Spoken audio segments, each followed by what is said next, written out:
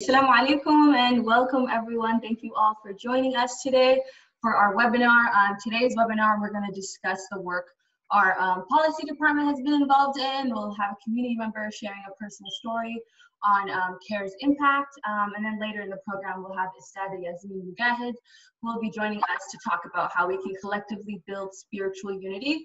And in that, after her lecture, we'll be having a Q&A section. And for those of you who didn't get the instructions we gave out earlier, just so you know, if you are interested in asking a question, raise your hand and then you'll be able to ask a question live. If you don't want to ask a question on camera or on video, use the Q&A button to ask your question and we'll answer them there as well, inshallah. So with that said, I'm going to hand over the torch to McKenna Lux, our policy manager, who's going to talk about the work she's doing. Hi everyone, Salam alaikum and Ramadan Mubarak. My name is McKenna Lux. I'm the policy manager here at CAIR Washington. I've been here with CAIR for a little over 3 years now. And in that time, I have gotten to know so many of you who are joining us here today. And I'm really grateful for all of the work that we've done together through our different policy and advocacy campaigns like Muslim Day at the Capitol, or meetings with our members of Congress, Mayor Durkin, Dow Constantine. It's been a great few years, and so I'm really happy that you have all taken the time out of your day to come and spend an hour with us here, and of course hear from the amazing Yasmin Mogahed. Before we hear from her though, I'm going to talk to you a little bit about why our policy work at CAIR is so important. So our work is really centered around building relationships with our elected officials and promoting civic engagement in the community. These efforts go really hand in hand because when we have great showings of people turning out to vote or speak publicly or call your representatives or email them about certain issues, they really notice that and they listen, and these efforts show that they need to be paying attention to the community. And so this means that when elected officials are working on different policies, they'll also reach out to our team at CAIR Washington and community members so that they can hear what we all have to say.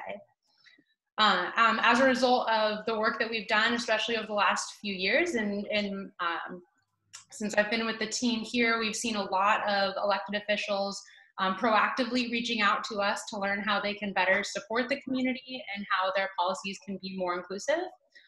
For example, after the great advocacy that we all did together at Muslim Day at the Capitol a couple years ago for hate crimes legislation, our team at CAIR became members of the Hate Crimes Advisory Group with the Attorney General's office, and we worked closely with Mayor Durkin's office here in Seattle leading up to her signing the executive order on hate crimes prevention and response. And so your turning out and showing up in Olympia that day had a real lasting impact. And we've been able to continue that work in the months following. So that's been wonderful. Another great example of that is because of the advocacy that you have all taken part in the last couple of years here. We've built a really great relationship with Governor Inslee. We have open lines of communication where we can reach out to his office when we need support, and they reach out to us when they want input from the community. And just one other example that I want to share is we've built really great relationships because of the advocacy that we've all done together with our leaders in Congress, like Congresswoman Pramila Jayapal and Congressman Adam Smith. They reach out to our teams, or to our team after crises like the detentions of Iranian Americans at the Blaine border crossing a few months ago. And we also have open dialogue with their offices about how they can better support the community, like we saw with our conversations and their actions on Kashmir last year. These relationships and the importance of these relationships have also been really apparent through the current COVID-19 pandemic, as so many of these offices have reached out to hear from us and learn how they can better support the community through congressional relief or local actions. We've had really great conversations with Representatives Schreier, Delbeni, Jayapal, Smith, Senator Murray, and so many of our state and local officials here. And we discussed not only relief that's needed for the community during this pandemic, but also how the pandemic is impacting existing issues that the community faces, like the lockdowns in Kashmir, like immigration issues and surveillance technology. So that's a bit about the policy work that we've done over the last couple of years that we're really excited about continuing, even through this unprecedented time that we're facing right now. But we also want to share with you our plans to establish an immigrant rights center at CAIR Washington. And so I want to share a story about why this is so important. So recently we were contacted by Marjan, who's joined us here today, who needed help immediately to help her brother. He was traveling to the US on a valid student visa so that he could study in Washington. However, when he landed in the US, he was detained by CBP. So Marjan is here today to share her story with us. So I'm going to ask her a few questions, and we're gonna hear about this story here. So Marjan, thank you so much for taking the time for joining us today. We're really happy that you were able to be here. So I first want to ask you if you could share with us and describe the treatment that your brother received by CBP and what were some of the things they said to him when he was detained.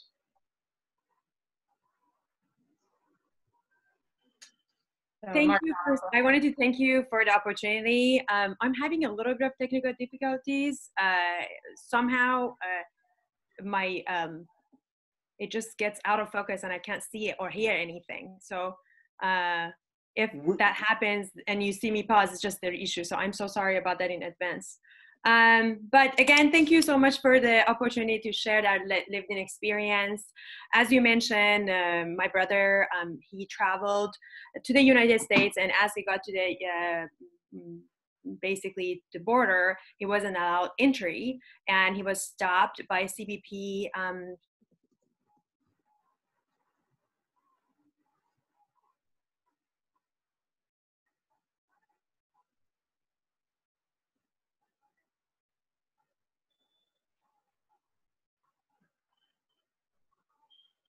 Looks like we're having some technical difficulties. Yeah, I think Marjan's screen froze for a second. I'm going to be messaging her offline. Hopefully we can get it resolved in the next few minutes. And if not, Ustad Yasmin is actually going to be joining us in about 5 minutes, inshallah.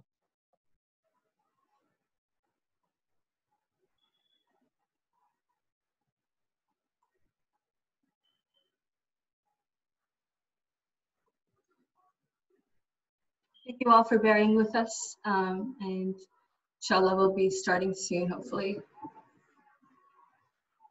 McKenna, why don't you go into some of the details of Marjan's case while I go ahead and send her a phone number that she could call in from. Sure. So I'll share a little bit about my experience and our experience working with her. So we were contacted by Marjan, and who was reaching out because she had found out that her brother had been detained upon landing in the US, even though he was traveling here on a valid student visa. And so that visa was revoked, and they were threatening to deport him. So she was able to get a hold of us, and we worked with her, and we were able to find an attorney who was able to assist with the case. Unfortunately, though, attorney fees are very, very, very costly. And so this was a situation, and if Marjan is able to come back on, we will have her go through some of the more details. But during the time when he was detained, there were really just egregious comments being made by CBP to her brother that we were hearing about. He was detained for, I believe it was a couple weeks by the end, if that's right, Missy. Fortunately, the lawyer was able to work with him through the case, and he was able to continue on to Washington, and is here now in the state with us. And so that's wonderful that worked out in the end. But it was an egregious situation that should have never happened. He traveled here on a valid student visa, and that was just revoked upon arrival, and he had a really, really difficult experience going through before he was able to continue and finish his trip into Seattle. And I'm happy to share a little bit more. It doesn't look like Marjan will be able to call back in. Again, technical difficulties happen with these webinars, but I'm so excited that Ustad Yasmin has also joined us. So I'm just gonna share a little bit about the story, and then we're gonna go into conversation with Ustad Yasmin in a few minutes, inshallah. So we first got this call from Marjan about her brother, really right before everything with COVID was starting to happen. And our immediate thought when we got the phone call is, oh no, because someone's coming back from overseas, they're going to give him a little bit more difficulty in coming to the US. And that wasn't the case. Instead, what happened was we had this individual with a valid student visa who had gone through all of the processes to come here legally. He entered and he had a stop before his final destination here in Seattle. And at that stop, the CBP pulled him off of the plane, let him know that we're going to be sending you back. And he tried to, again, articulate to them that he's coming here to study. They said, no, you're going to be locked up. You're going to be locked up for a long time unless you sign these documents. And what those documents were him signing away his student visa. After detaining him and holding him for 4 hours, and after constant pleas of him asking for a lawyer or him asking to talk to his family, he felt ill, he felt sick, he signed the documents, and they were walking him back to a plane to essentially deport him when he threw up. And the fact that he threw up is actually what saved him, because they had to legally take him to a hospital and make sure that he was okay. And in that short span, he was able to get in contact with us through his sister. Once he was at the hospital, again, he got in contact with his sister, letting him know what had happened, because he was granted like a 2-minute phone call. In that 2 minutes, we were able to assist him by getting him set up with an attorney. And after 2.5 weeks of him being detained and questioned, we were able to, again, release him. And now he is here and he's going to, inshallah, continue his studies. That's one story of over 300 stories that we've had in terms of immigration cases here in Kerr, Washington in the past years. And that's why really we wanted to launch this Immigrants' Rights Center going forward. We've already seen the president and his recent comments on immigrants. We know that Muslim leaders, Muslim community members are so impacted by this issue. We had the story of Sheikh Abdul Nasser on the last call. And we hope that you stick around after the talk with Ustad Yasmin so we can share a little bit more.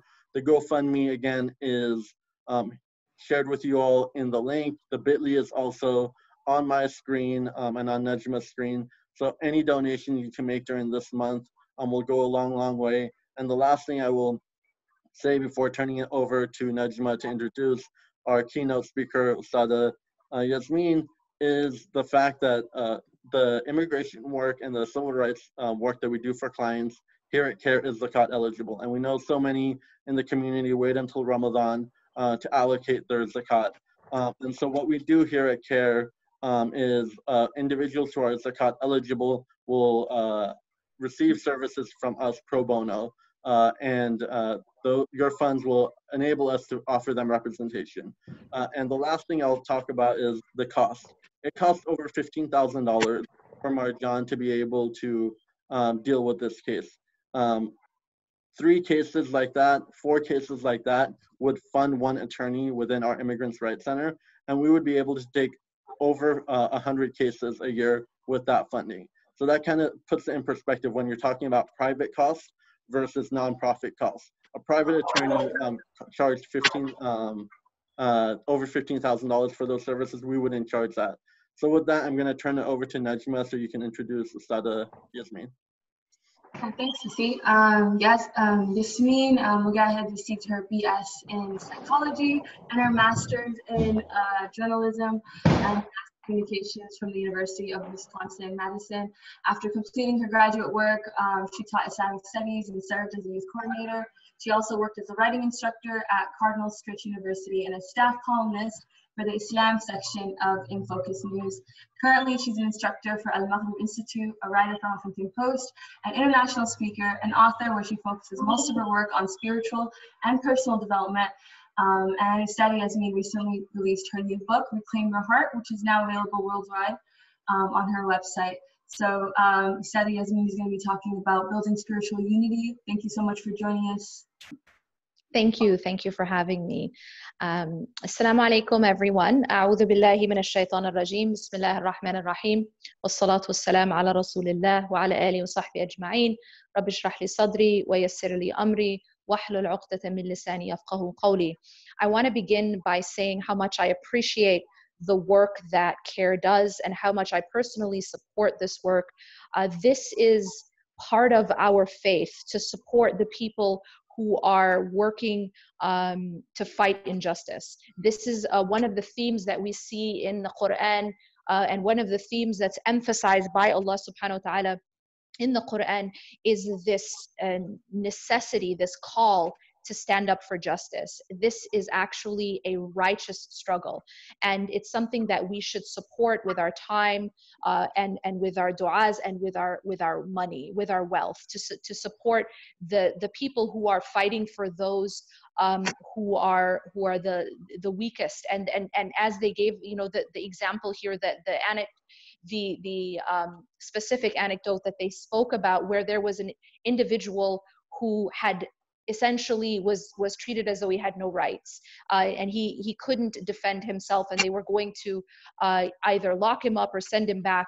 And it was CAIR that you know came in and allowed him to get his rights. And that's exactly what we're doing here. And every single person who supports this effort, I'm telling you that when you support this effort, not only is it in your scale of good deeds, but it actually, if you're looking from a self-interested perspective, when you help another person who's in need or who is being treated unjustly, then Allah subhanahu wa ta'ala will help you when you're in need. And this is a promise of Allah and His Messenger. There is this this contract almost that that we have with Allah subhanahu wa ta'ala, and what it tells us is there's this principle that how we are with other people becomes a reflection of how Allah will be with us. There's specific narrations that say when you help a person who is in need, then Allah subhanahu wa ta'ala will help you when you're in need. And when you're in need, that applies to need in this life as well as need in the hereafter, which is obviously on the Day of Judgment, we're all going to be desperately in need of the help of Allah subhanahu wa ta'ala. He helps those who helped those in need and those who were the weakest and who were being oppressed in this life. And so this is an investment for ourselves. First and foremost, we're helping another person, but we're ultimately helping ourselves, and we're investing in ourselves by helping these individuals who are being oppressed. And so, having said that, I want to jump into the topic of spiritual immunity and explain why it is that we're talking about spiritual immunity and why it's important. So to start off, I think it's very important that we first understand what is spiritual immunity. How would you define, you know, this term?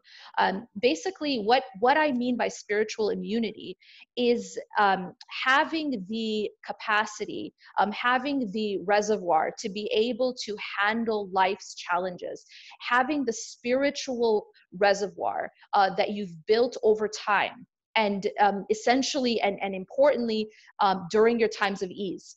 It's something that you've done over time, and specifically during your times of ease, to build a strength, a resilience, an immunity that is spiritually fueled in order to be able to withstand the trials of life, in order to be able to withstand the challenges of this life, the ups and the downs of this life.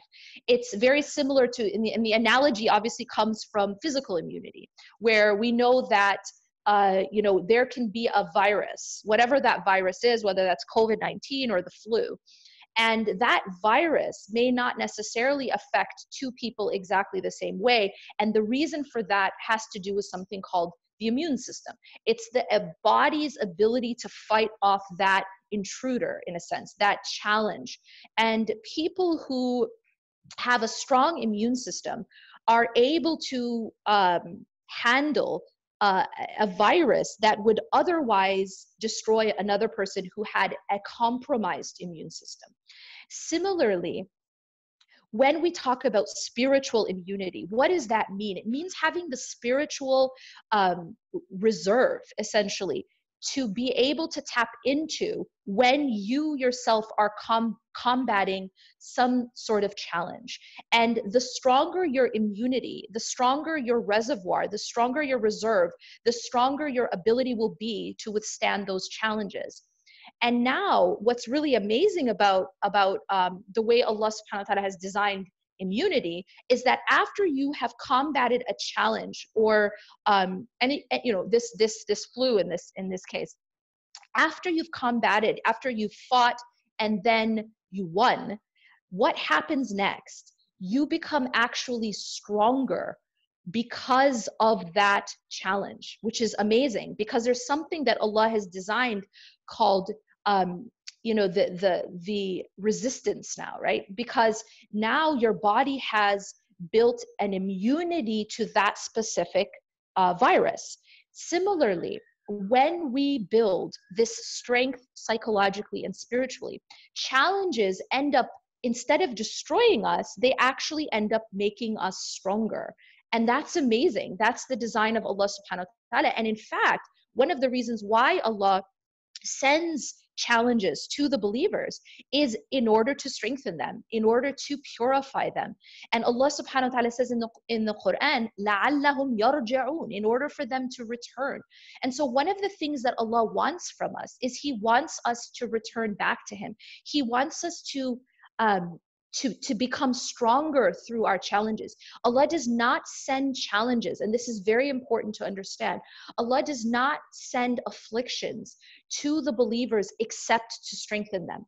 Allah does not send afflictions to believers to destroy them.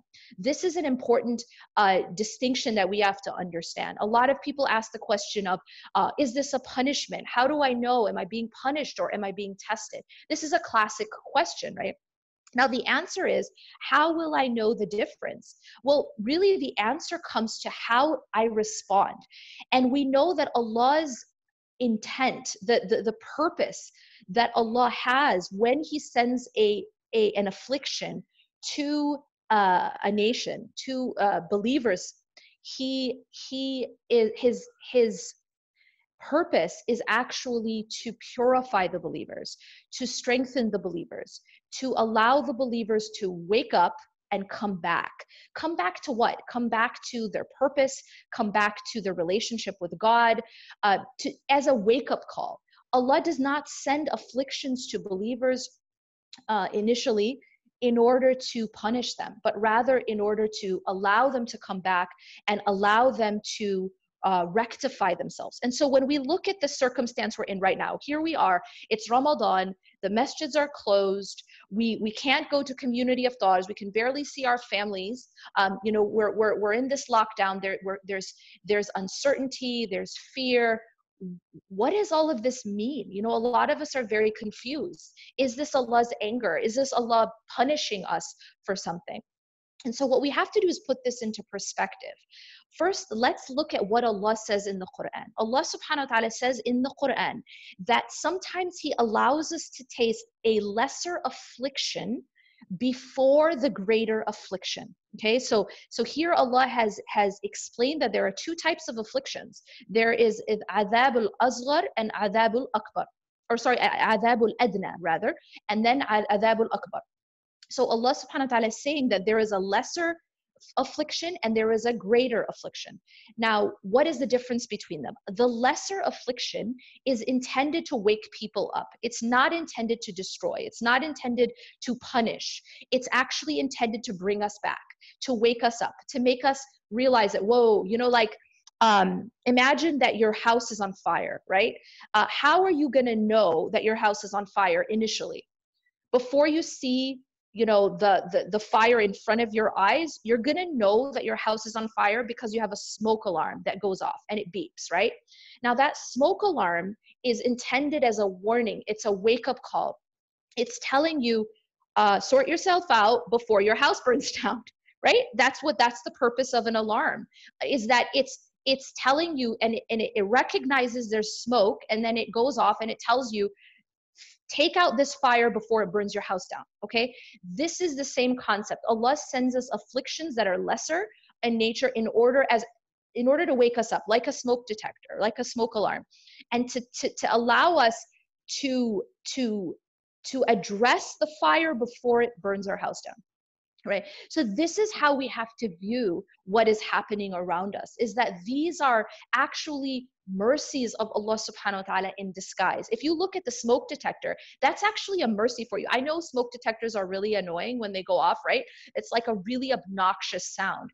But that obnoxious sound is actually a mercy for you. Why? Because it's telling you that there's something you need to fix in your house, right? And if you don't fix it, your house is going to burn down.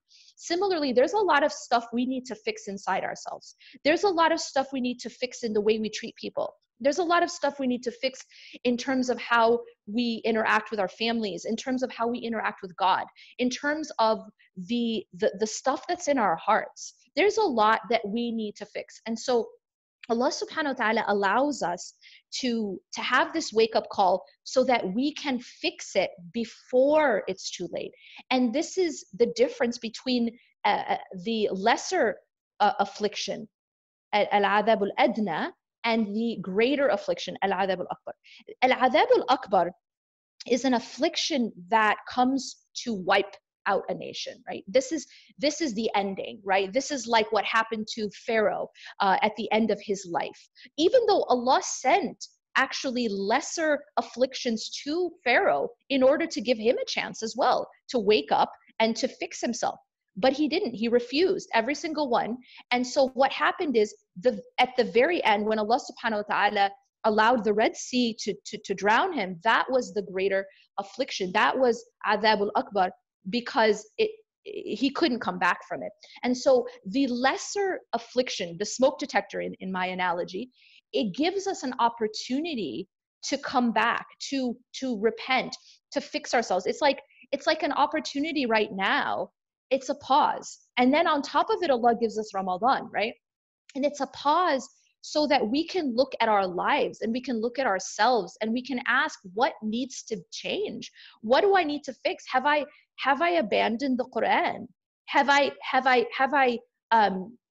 not kept the ties of kinship? Have I not been good to my parents? Have I not been keeping up my responsibilities? How have I been treating people? And wait a minute, do I have diseases internally that are now becoming manifested? For example, selfishness, right? A lot of people they're becoming exposed, not just to the world, not to others necessarily, but to themselves. That like this knee-jerk reaction that when there's a scarcity, nafsi, myself, that people want to hoard for themselves. That's an indication of a disease internally of selfishness, right? Are we thinking of others, or are we just simply wanting to covet for ourselves? So these are all things that the circumstance allows us to see so that we can rectify. Now, when you look at Ramadan and the fact that Ramadan is now in this unprecedented circumstance, right? Now, Ramadan is at a time when we can't really, we can't go to the community iftars, we can't go to the masjid, we can't go to Taraweeh. Now, a lot of people, understandably, are very upset about that. And we're extremely afraid that, oh my God, how is this going to be Ramadan without Taraweeh and without the masjid and without our community? And I want to just examine that for a moment.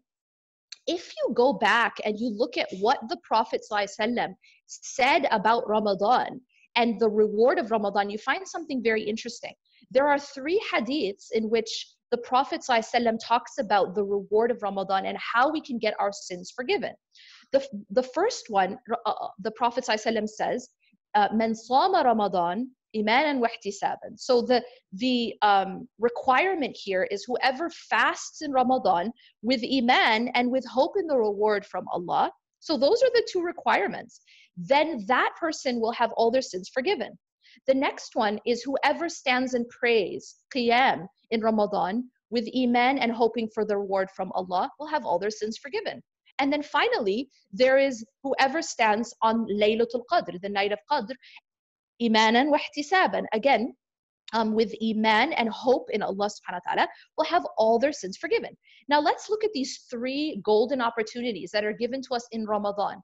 Have we, in this global pandemic, been deprived of any one of those 3? Have we been deprived from fasting? Have we been deprived from praying at night?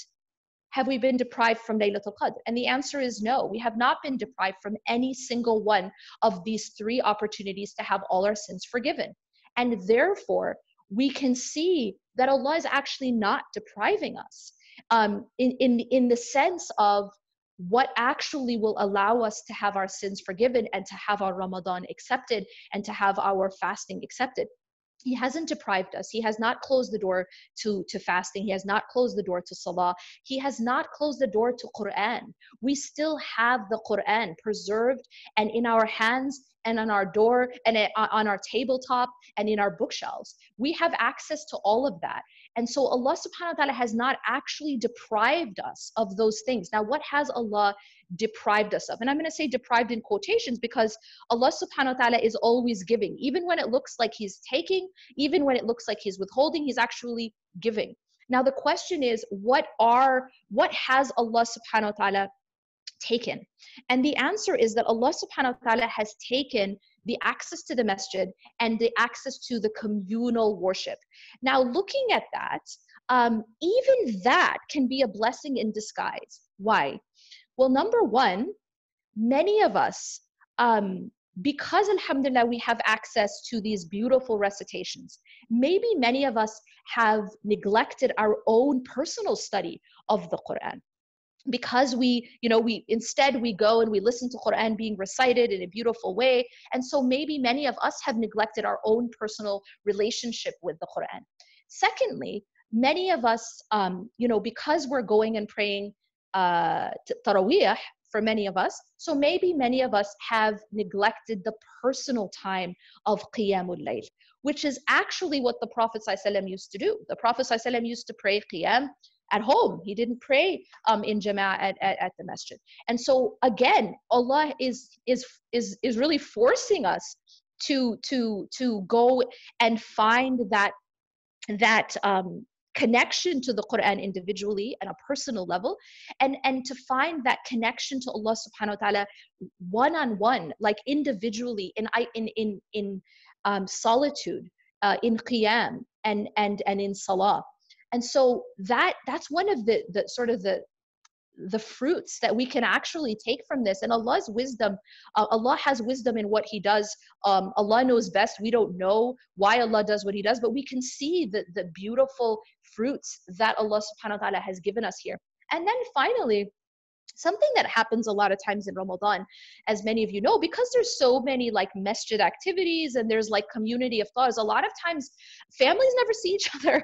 Like families never have iftar together. Like a lot of times it's just every other day is an iftar, which is great. I mean, community time is important, but a lot of times it's actually the family time that suffers, right? We don't end up having iftar at home with our families. And even when we go to other iftars or social gatherings or community iftars at the masjid, even then it's always segregated, right? Which is fine. But when do you see your family? When do you sit with your husband or your wife or your children?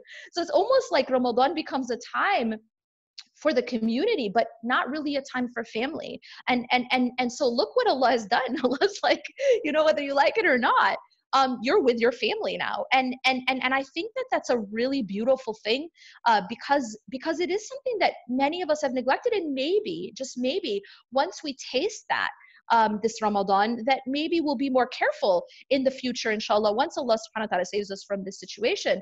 And maybe we'll be more careful in the future to not neglect that family time and to make it a priority. One other thing that we're seeing this I think during this lockdown, really, this global pandemic, and I think it's also very important and very telling. I think what's happening is for example, on one side, the statistics are showing that there is a huge spike in, for example, problems within marriages. You know, in some cases, there's becoming more domestic violence, and I think that one thing that this does, this whole, it's like a crucible, right? When you put something in a crucible, it's like when you heat up gold, right? What happens when you heat up gold is that the impurities become manifested, and then they can be removed, right? So one thing that this circumstance is doing, you know, they say that hardships, they reveal who we really are, right? They reveal the strength within an individual and the strength within a relationship. They reveal the strength within, or the weakness within us collectively and individually. And so one thing, and that might not seem like a good thing on the surface, but it is actually a good thing in that it allows us to see the ailment so that we can cure it. It allows us to see the problem, the break, so that we can mend it. You know, the problem is that when you are just hiding things, when you're, you know, if you're sick and all you do is just pop a painkiller, paracetamol or Tylenol or ibuprofen, and you're just numbing the pain, but you're never actually addressing the cause, then you're not doing yourself any favors. You're just covering up the problem. But what hardships and afflictions do is that they expose the ailment, they expose the sickness so that we can cure it, so that we can take action to do something. You know, if there's a hidden fire in your house, it's no good for it to be hidden, right? Because then you don't have a chance to extinguish it. And so it's very, and so when you find out, you know, you have the smoke detector telling you there's a fire, now you can go and extinguish that fire. You can handle, you can get to the root of the issue. And I think that's exactly what we need to start doing. If this crucible is exposing a break in our relationship, then that is a sign that we need to go and address that. Whether that means that it's something fixable or it's something that we have to remove ourselves from if it is abusive, but it's putting a spotlight on the problem, right?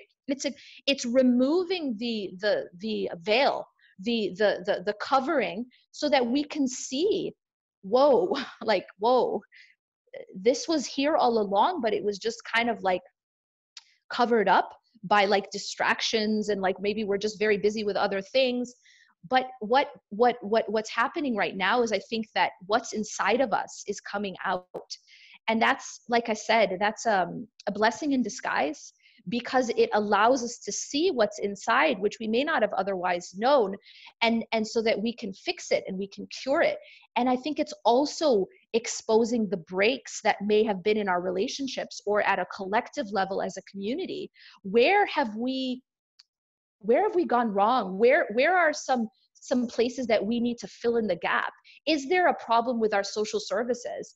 You know, is there a need there that we need to fill? And so what this has done is it has exposed where the cracks are, so that we can fill those cracks and we can mend those when possible. So in terms of this effort, I cannot emphasize enough how important the work of CAIR is, because what CAIR does is CAIR is fighting for those who are most vulnerable. It's finding the cracks, right, within our legal system, within our civil rights, and how they are, you know, being afforded to us, and it's filling in those cracks.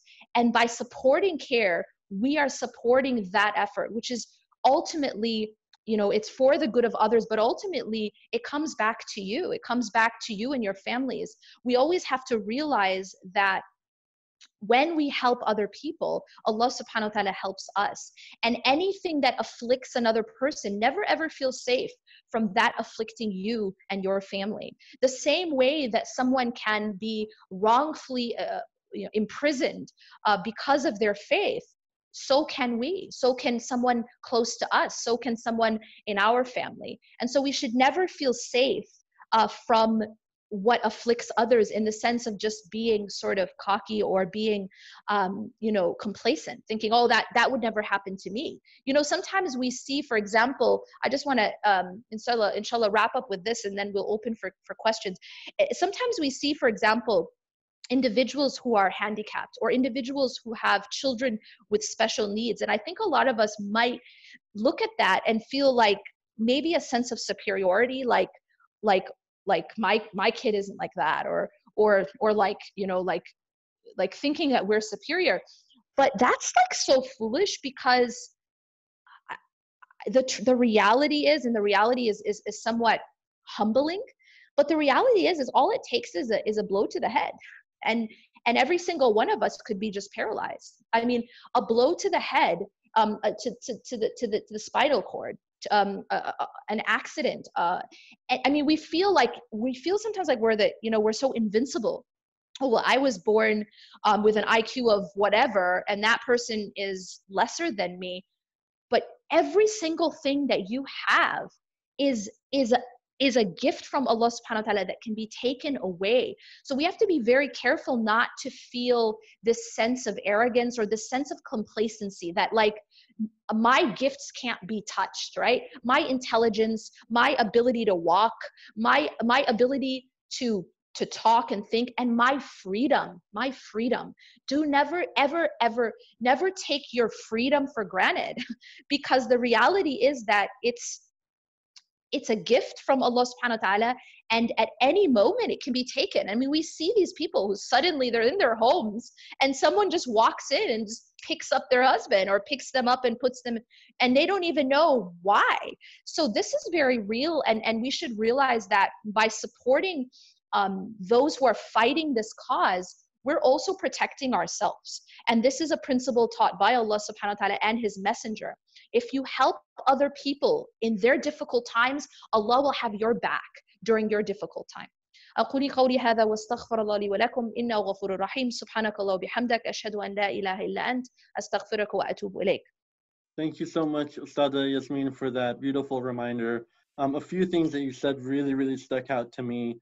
One is we actually had a community member about a week ago say that I want to commit $2,500 to the work that CAIR is doing as a matching fund. And what he posted on his social media was, look, I've never had to use their services, and I pray that I never have to, but CAIR is my insurance card. And just like I pay auto insurance and home insurance and every other type of insurance, I need a Muslim entity, a civil rights organization working locally in Washington State, that if anything does happen, if I have travel issues, if I am approached by the FBI, if my son or daughter is bullied, that I can go to. And that's why he was giving. So your reminder about, again, inshallah, people don't need our services. And we always hope that our case numbers go down. Unfortunately, that's not the case. And then another thing that you mentioned, like giving in sadaqah is one of the best ways to protect yourself from being inflicted with harm. And we understand completely, people are going through difficult times. People are losing their jobs. They might not be having as much savings because they're digging into their savings. And we don't want people to break the bank. But whether it's $5, $10, $20, every little bit makes a huge difference in getting folks the representation that they need. And then just personally, I know a lot of CAIR EDs that I've been talking about really hit home, have been emphasizing the point you made about being with family. Oftentimes, I'm at a masjid every day in Ramadan, meeting with community members, and I love that about Ramadan. But I don't remember in the last 5 years eating 3 consecutive iftars with my family ever. And the ability to be able to do that is a blessing in disguise. And another thing that I had started to do when I was in university that I just haven't been able to do is read the translation of the Quran. And now with programs like Qalam and the things that Sheikh Omar, yourself, Sheikh Yasser are putting out there, there's just great resources to get really the true meaning from the Arabic that sometimes, again, we don't understand. So I think there's a lot of opportunities to really dig into. So what I want everyone to do is we're opening up question and answers with Ustada Yasmin. Please go ahead and submit your question and answer in the Q&A function. And if you're not anonymous, we'll actually be able to call on you if you raise your hand. And if you raise your hand, we'll allow you to answer that question live. But if the technology is a little too complicated and you can't figure that out, I'll just go ahead and answer the question myself. So Ustad Yasmin, the first question that we've gotten, and it's not an audio question, is how do we deal with getting lazy mid-Ramadan? And I know that's something that so many of us deal with. Bismillah. I think really what it is trying our hardest to find some sort of routine that we can be consistent in. Because I think sometimes what happens is we have an all or none attitude. And it's not only with Ramadan, but just I think generally religiously, we have this all or none attitude, which is very much instigated by shaitan, that either you be an angel or you should just not try, right? This idea that you're going to commit this sin and then you're going to go pray. No, you either have to be perfect or you shouldn't worship God, right? There's this all or none type of attitude. And we should be really, really mindful of that it is not all or none, but that it's best to find some sort of routine, even if it's small, and then to be consistent, because Allah subhanahu wa ta'ala loves the actions that are consistent, even if they're small. And so it's very, very important that we it's more beneficial to have a consistent action that's small than to have an inconsistent action that's really big. Okay. And that's a spiritual principle, but you can actually see this principle in the world as well. Like if you're trying to get in shape and you go to the gym for like 8 hours, for 1 week straight, but then you don't go for like months, you're not going to see results like if you go for a half an hour, but you go consistently the same amount of total time. And so spiritually, we just want to find something. It doesn't need to be like, I'm going to finish the Quran 17 times, but that we find something that's doable, that we can be consistent. One of the things that I wanted to also mention as a reminder to all of us, to myself and all of us, is that a lot of us need to shift the focus of our worship, okay?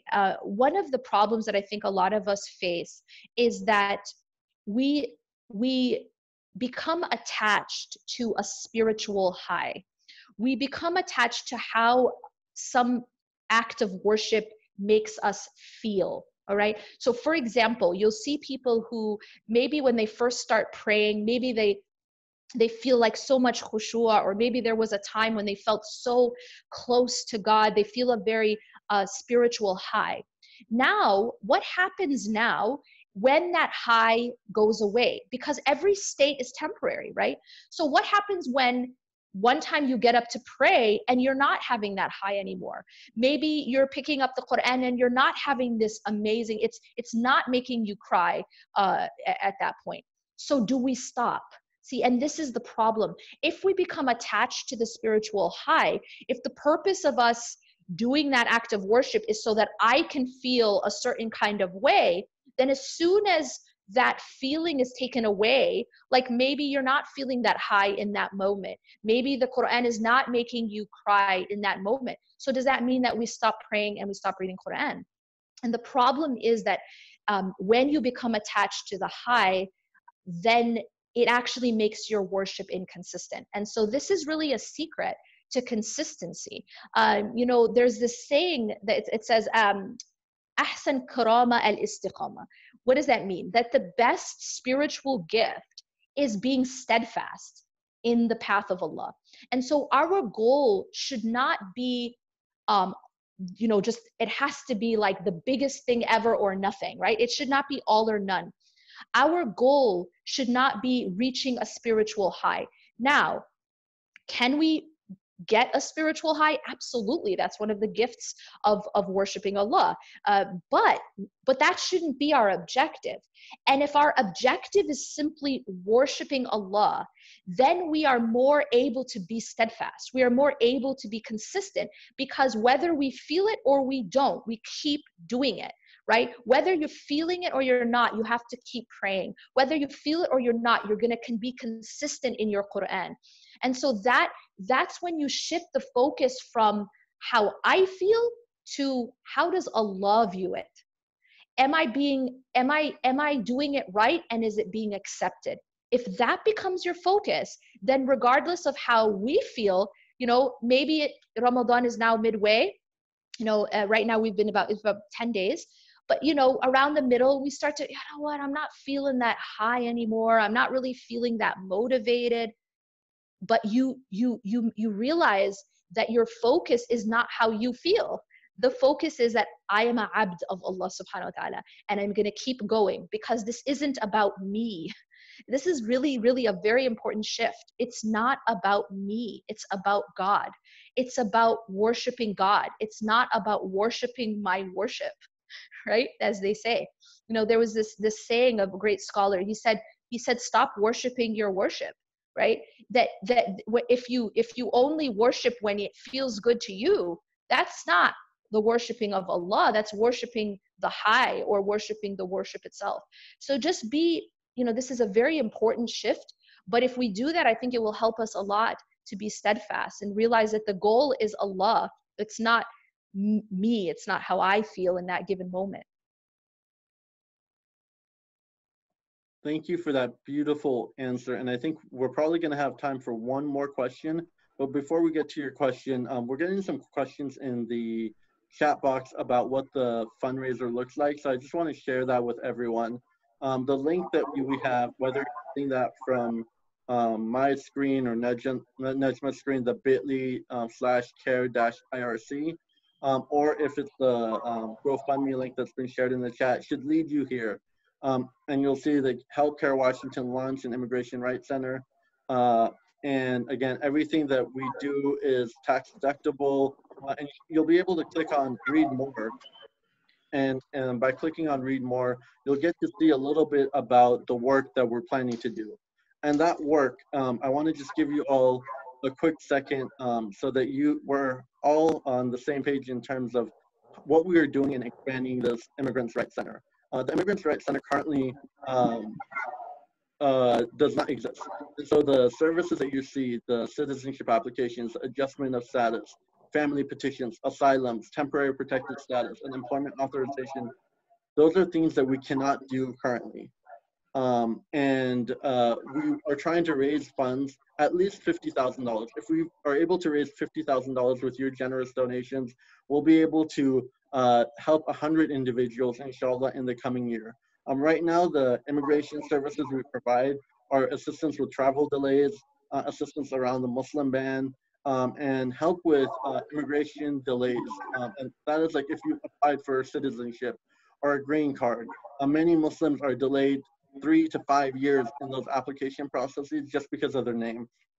So we've been providing those services, and those three things alone have resulted in over 350 cases in the last 3 years of immigration-related matters. Having seen that trend and knowing that our community here in Washington is a heavily immigrant community, we want to be able to provide all of these services here listed here to the community. So again, whether it's a $30 donation, a $10 donation, whatever you can give would be very, very helpful to us.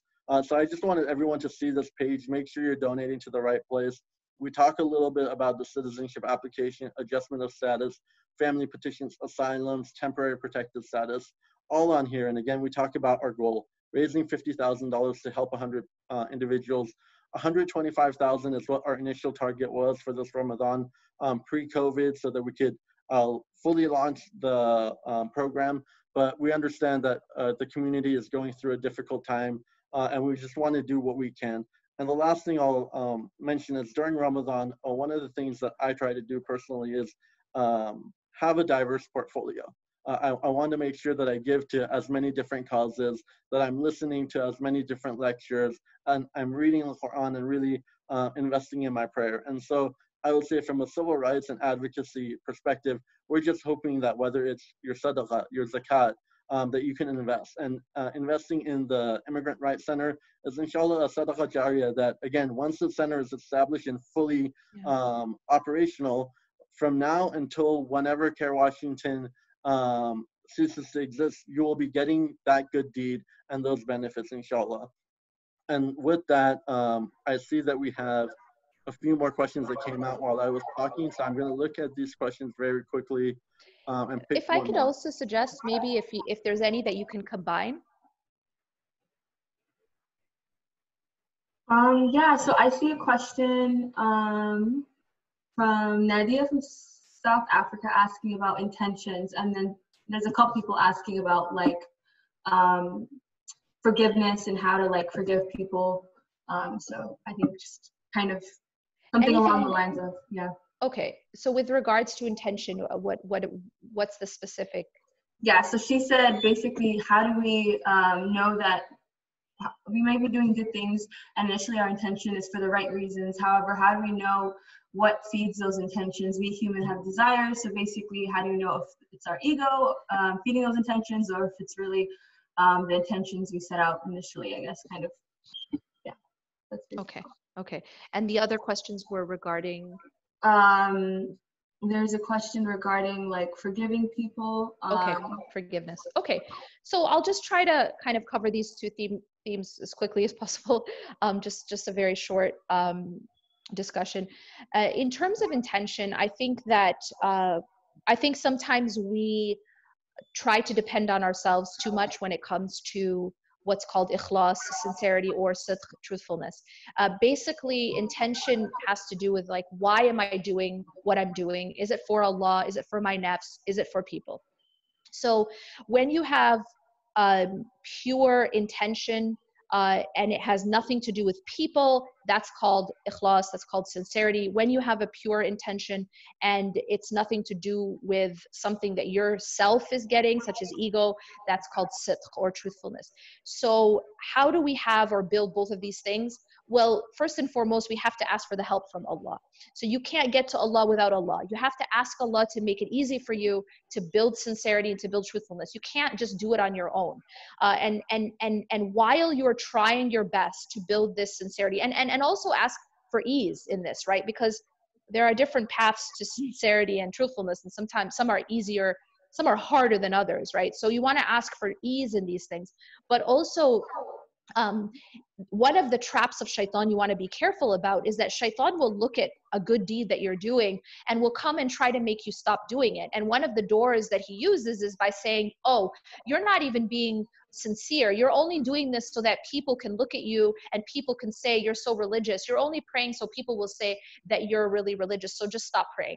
So you see, the trick here is that shaitan will try to make us stop. Like, for example, you're only getting involved in the community or in dawah because you're showing off, or you're only giving charity so that people will say this and this about you, or you're only learning and teaching the Quran so that people will say he's so knowledgeable, she's so knowledgeable. Now, these are things that we should fear. We should definitely we should definitely strive to purify our intention. However, this becomes a trick, it becomes a trap where shaitan wants you to stop doing that good deed, and he uses the door of insincerity or lack of sidq in order to make you stop. So what's the solution? The solution is you continue doing the good deed, even if you doubt your intention. Continue doing the good deed while simultaneously at the same time asking Allah and striving to purify your intention. So they should both be simultaneous, should both be happening at the same time. You don't neglect the good deed because you think you're insincere, but you should continue to struggle through that good deed and struggle with your sincerity. And this is something that you have to seek the help of Allah subhanahu wa ta'ala in. And then finally, the question of forgiveness. This is a very important question because I think there's a lot of misunderstanding when it comes to forgiveness. Number one, one of the most powerful reasons to forgive is that when we forgive other people, Allah forgives us. And we know this from the example where Abu Bakr radiallahu anh, he found out that the rumor that was being spread, the slander against his daughter Aisha radiallahu anha was being, one of the people who was spreading the rumor was a relative of Abu Bakr radiallahu anhu. And he wasn't just any relative, he was a relative who he was financially supporting.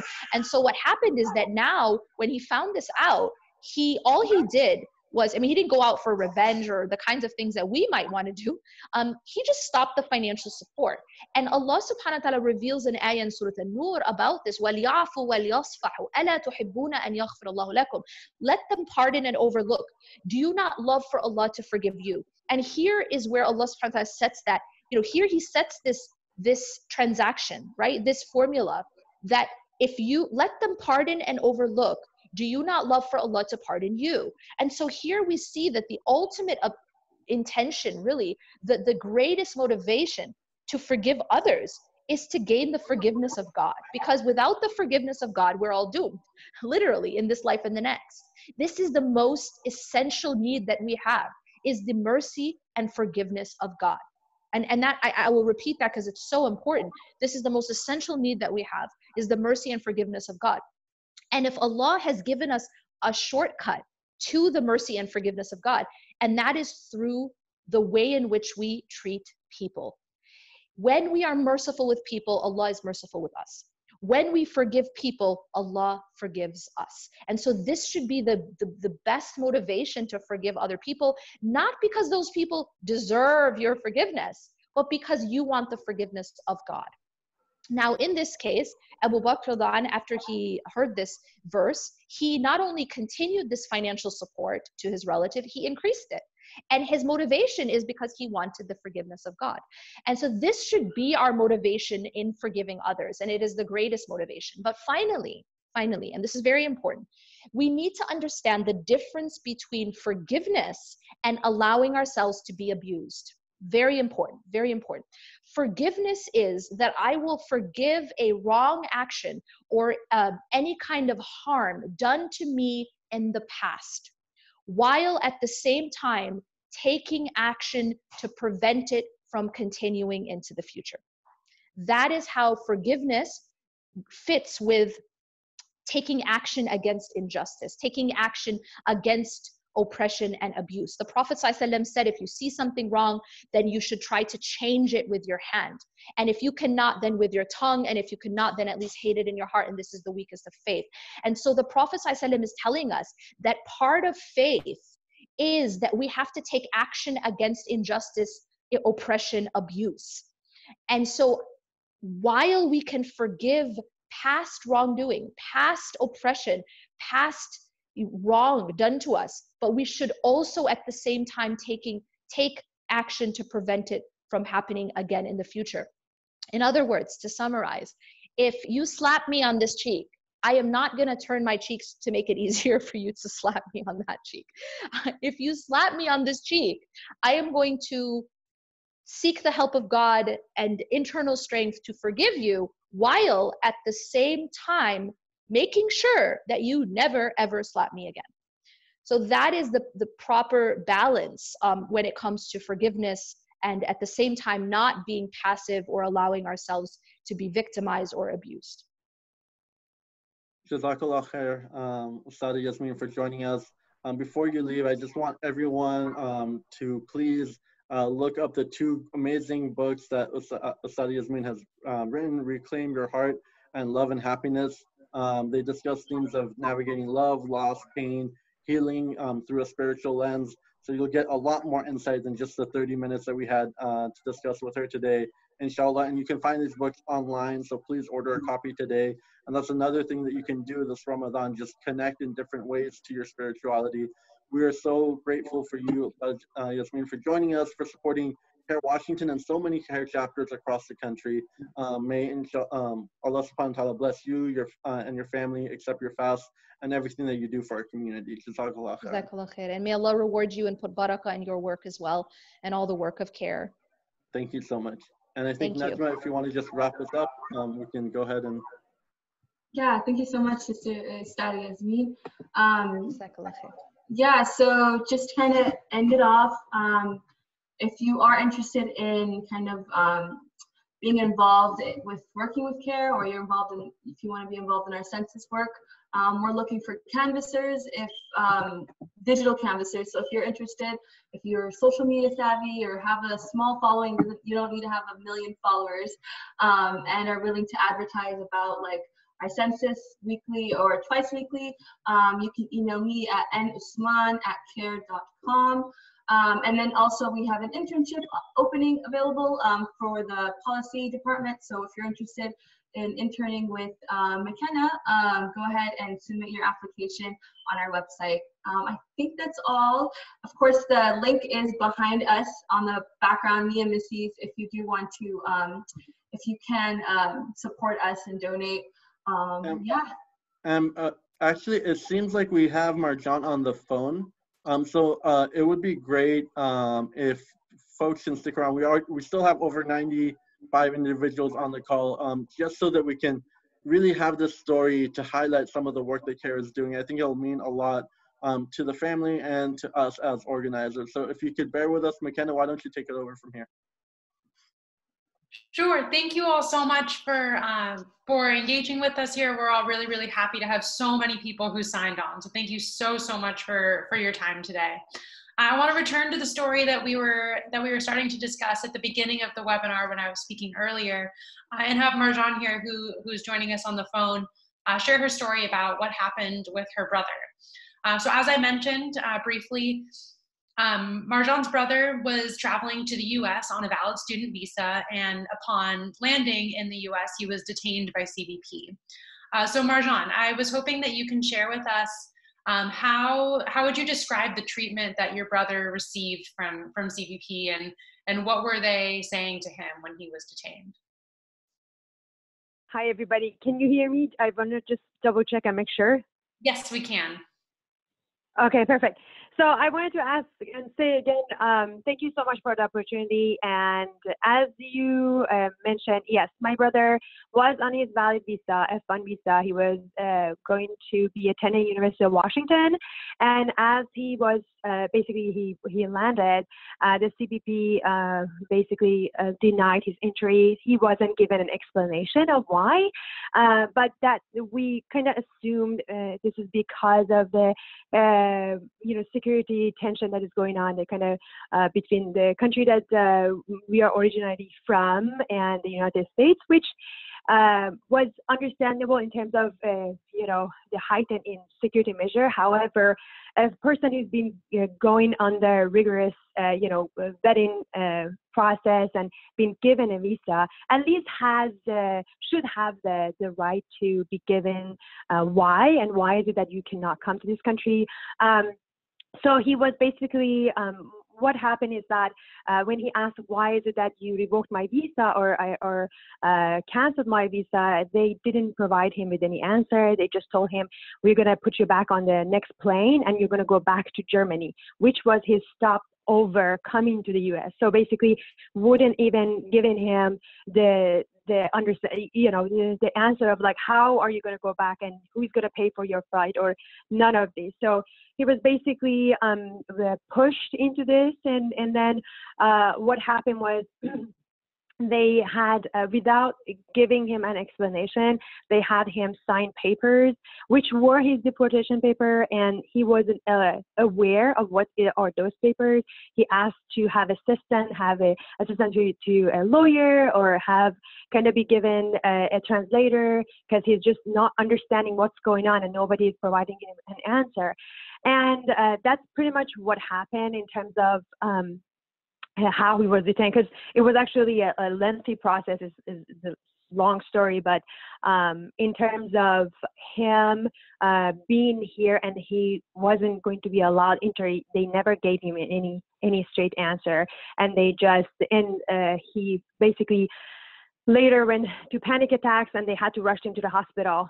But in the process of him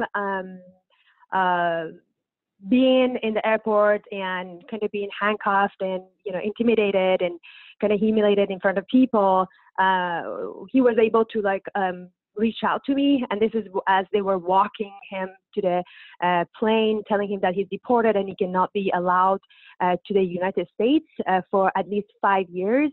And mind you, the whole entire time he doesn't know what's going on. They're never given an explanation, and he asked to be calling us or a lawyer or translator, none of them. And they just basically told him, if you sign these papers, we're going to let you basically have access to a lawyer. But in reality, after he signed paper, they just walked him back and said, you cannot have anything. You just need to go back.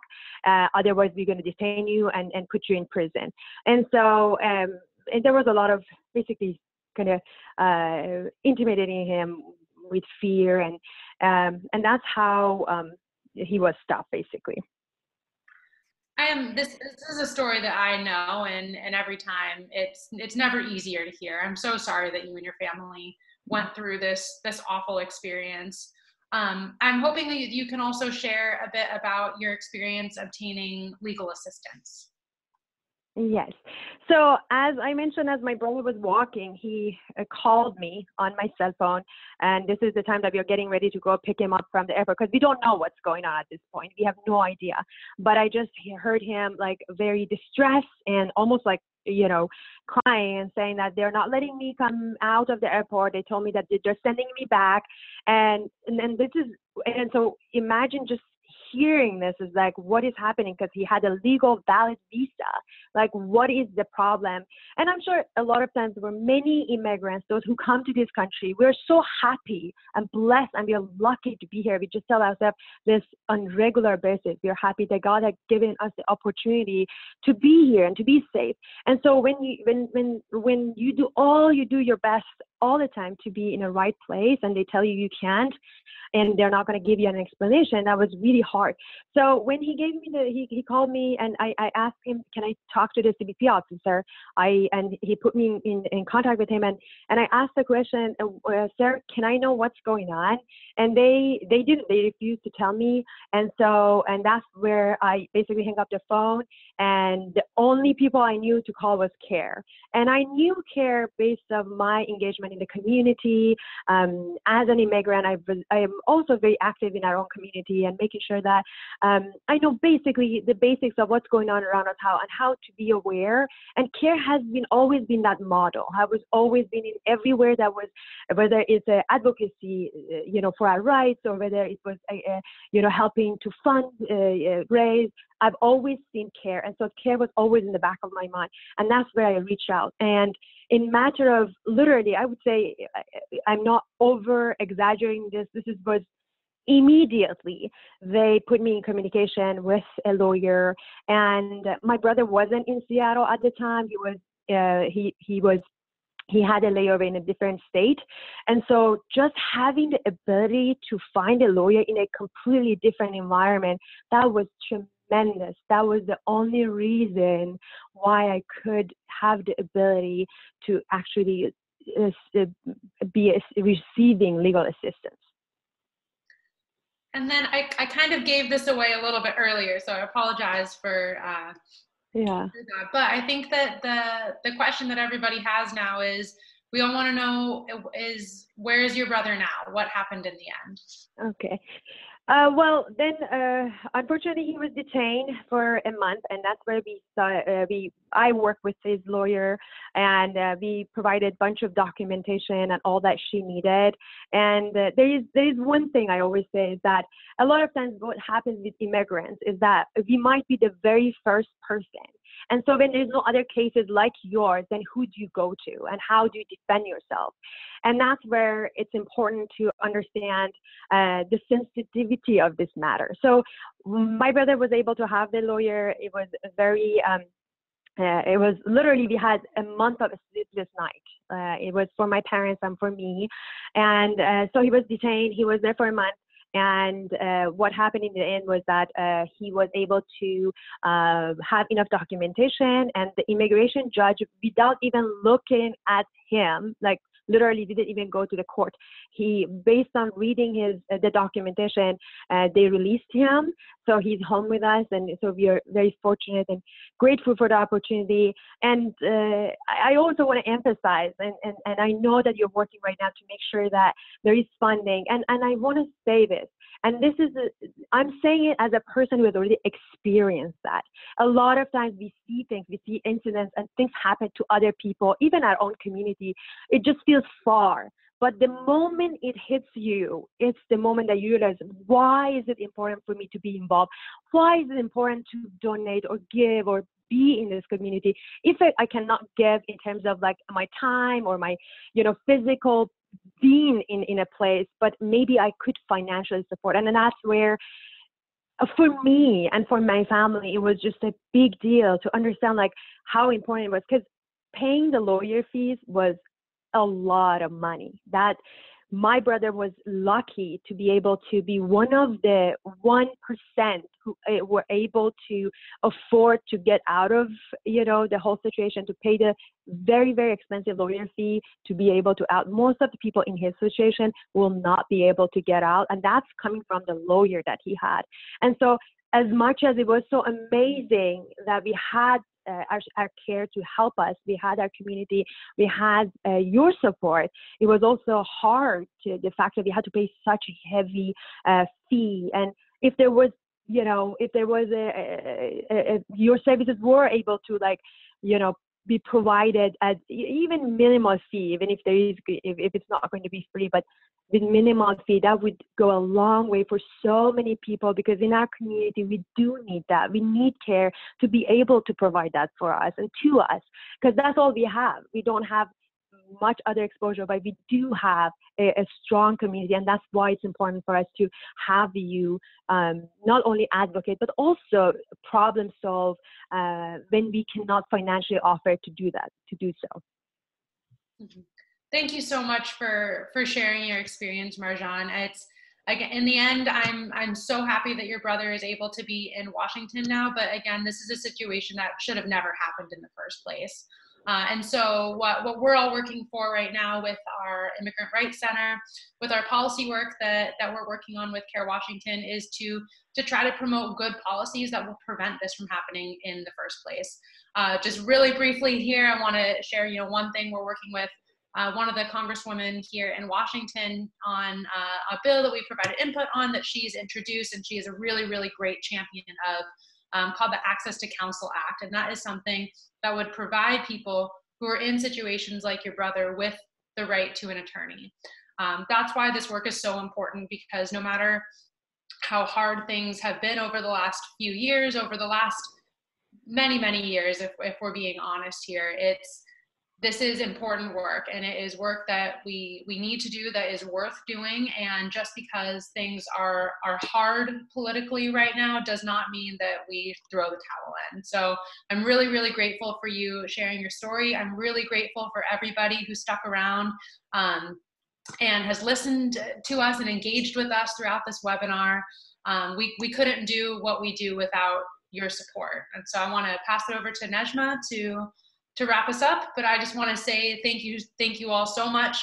Please feel free to reach out to me if you ever have any questions. My email is on our website, and I hope to work with you all who I don't already know in the future. Thank you. Marjan, thank you so much for, even after we hit technical difficulties, staying on and calling back in with your phone. We really, really appreciate it. We hope you, your brother, and your parents the best, and know that we're here for you. And if any other issues come up, please reach out to me or our legal team. Yeah, I appreciate you all so very much. Thank you. Thank you. And thank you for everyone who is still joining us, and those who are on Facebook. Thank you all for attending today's webinar. Yeah, Ramadan Mubarak, Jazakallah khair, and Assalamu alaikum. Assalamu alaikum, everyone. And if you have any questions around the Immigrants' Rights Center, if you want to just discuss this, or if you think that you or your family would like to contribute in a form of Sadaqah Jariyah, again, I'm putting my email address in the chat. You can reach out to me, and I will either answer your questions directly or connect you with a staff member who will be able to do that. Thank you again. Enjoy the rest of your weekend. Keep us in your du'as, keep us in your prayers. And again, thank you for your support. Assalamu alaikum.